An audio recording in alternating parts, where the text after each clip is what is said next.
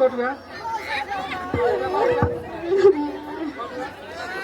दिया की करो साली से निकल करो साली से मैं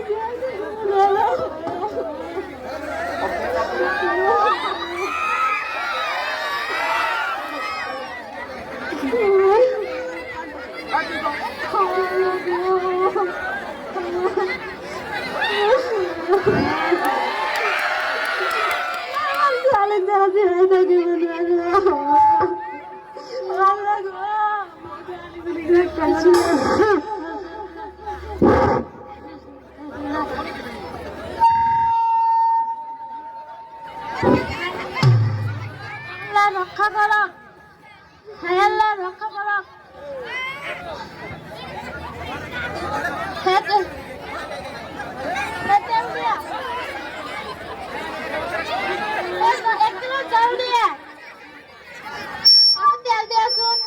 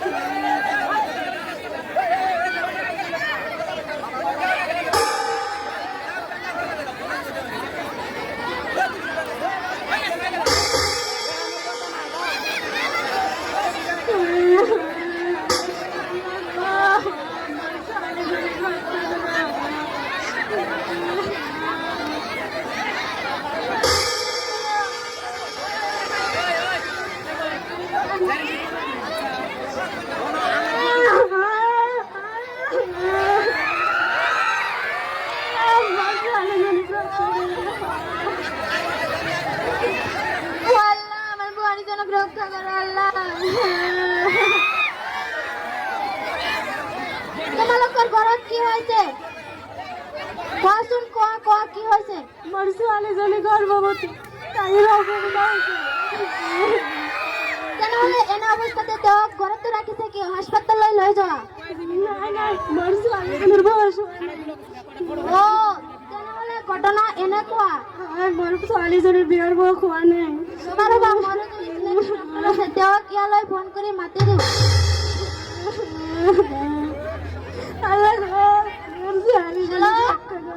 ডক্টৰ মেম আপুনি এতিয়াই সোনকালে মোৰ গাঁৱত আহিব লাগে আপুনি ঘৰত আছেনে তেতিয়াহ'লে মোৰ গাঁৱত ইমিডিয়েটলি আহা কিবা এটা অসুবিধা হৈছে তাড়াতাড়ি সোনকালে আহা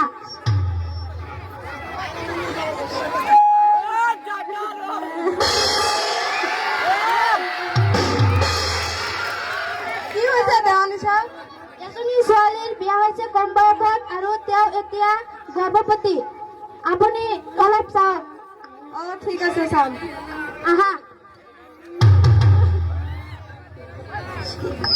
কি হৈছে তোমাৰ মেম মই গৰ্ভৱতী গাত পৰা উঠিলেও চকু আন্ধাৰ কৰিলে খাবলৈ মন নাযায় বিচনাৰ পৰা মই উঠিবই নোৱাৰো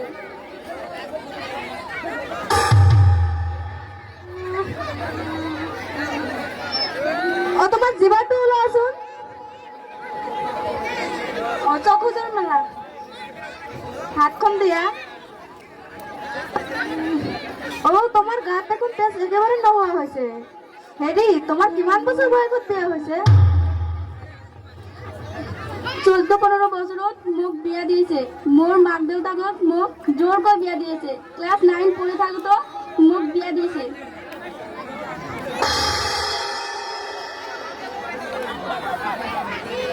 এতিয়া মই কাম কৰিব নোৱাৰো খাব নোৱাৰো টোপনি একেবাৰে নহয় গাটো একবাৰে দুৰ্বল তোমাৰ গাত তেজ নাই সেইকাৰণে এনেকুৱা হৈছে ইমান কম বয়সত তুমি কিয় বিয়া বহিছা একো কোৱা নাই নে নাই মোক জোৰ কৰি ক'ত তোমাৰ অভিভাৱক ক'ত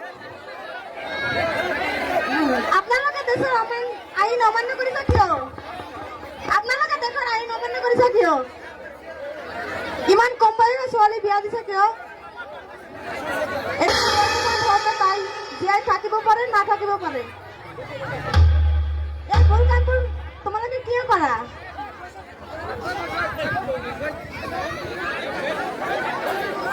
ৰক্ষা কৰা নহয়, মোক ৰক্ষা কৰা। ডাক্তাৰ ম্যাম, মোক ক্ষমা কৰে দিও। ম্যাম, আমি জীবনত আৰু ম্যাম জীবনে এনে কাম নকৰিম।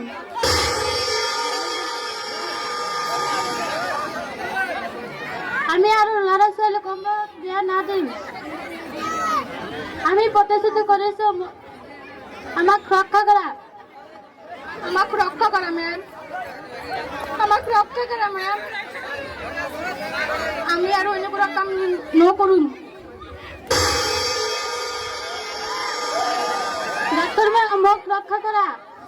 ঠিক আছে, মই আইনৰ লগ নহয়, মই ডাক্তাৰ হওক। আমি প্ৰশাসনৰ লগত কথা কম, তাৰপিছত কি হয় তেওঁলোকে চাব। মই আইনৰ উদ্যোগ নহয়। ঠিক আছে, ৰ'ব।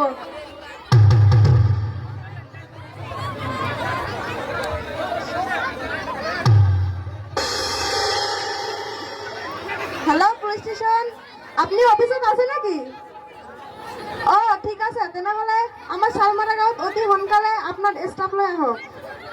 কিবা এটা অসুবিধা হৈছে, সোনকালে আহিব।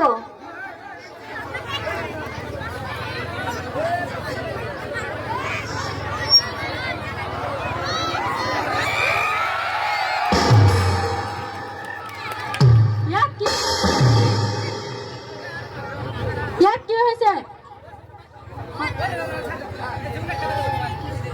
স্যার, ইয়াত এটা কম বয়সীয়া ছোৱালীৰ বিয়া হৈছে আৰু তাই গৰ্ভৱতী। তেওঁক এতিয়া হাস্পাতালত ল'ব নোৱাৰে, বয়স হোৱা নাই।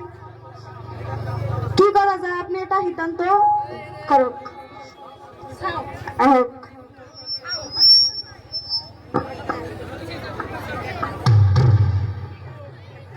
এইটো তেনেহ'লে এনেকুৱা অৱস্থায় কিয় বহি আছা? হাস্পাতালত লৈ যোৱা।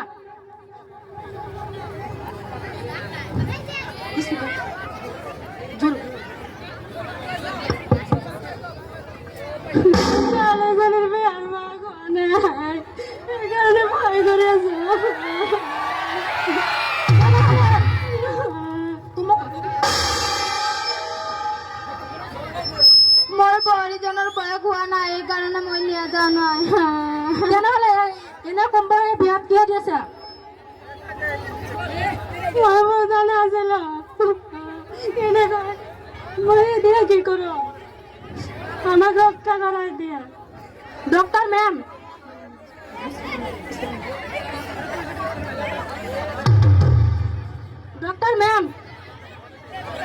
ছোৱালীজনীৰ স্বামী কোন আৰু দেউতা কোন?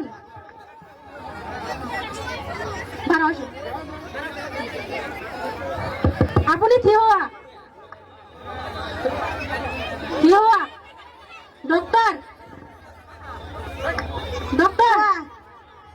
আপুনি বোৱাৰী আৰু বোৱাৰী মাক আৰু বোৱাৰী শাহুক লৈ হাস্পাতালত লৈ যোৱা আৰু তেওঁলোকে কি কৰিব লাগে আইনগত মই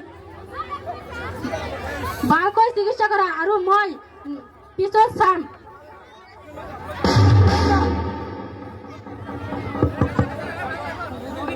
উঠা, হস্পিটাললৈ লৈ যোৱা।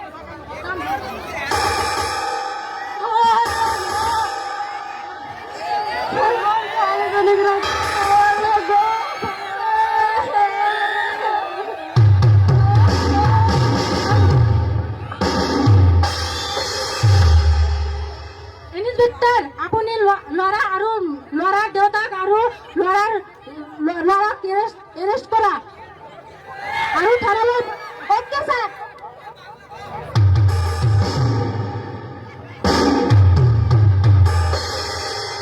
ৰাইজসকল, এনেকুৱা কাম আৰু নকৰিবা। আপোনালোকক সতৰ্ক কৰি দিছো মই, নহ'লে আইন লগত আপোনালোকৰ জেল খাটিব লাগিব। ধন্যবাদ। ৰাইজসকল, দুৰ্দশাৰ পৰা বোৱাৰীসকলক ৰক্ষা কৰিবলৈ চৰকাৰে বাল্য বিবাহ বন্ধ কৰাৰ কঠোৰ ব্যৱস্থা হাতত লোৱাত আমি আনন্দিত হৈছো আৰু আপোনালোকক এনে কাম নকৰিবলৈ কিমান বুজনি দিছো। ৰাইজসকল মনত ৰাখিব দেশৰ আইন ভংগ মানি চলাটো প্ৰত্যেকজন মানুহৰ প্ৰথম আৰু প্ৰধান কৰ্তব্য। আইনে আমাক কেতিয়াও অপকাৰ নকৰে, আইনে সদায় আমাক উপকাৰ কৰে। গতিকে আমি সদায় আইনৰ প্ৰতিটো কথা আখৰে আখৰে মানি চলিম আৰু আজিৰ পৰা আমি বাল্য বিবাহ বন্ধৰ বাবে বাল্য বিবাহৰ বিপক্ষে ঐক্যবদ্ধ হওঁ।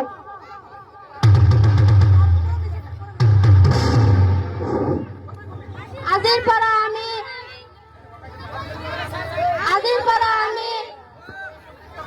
সকলোৱে প্ৰতিজ্ঞা কৰোঁ যে আমি আৰু বাল্য বিবাহ আমাৰ গাঁৱত হ'বলৈ নিদিম।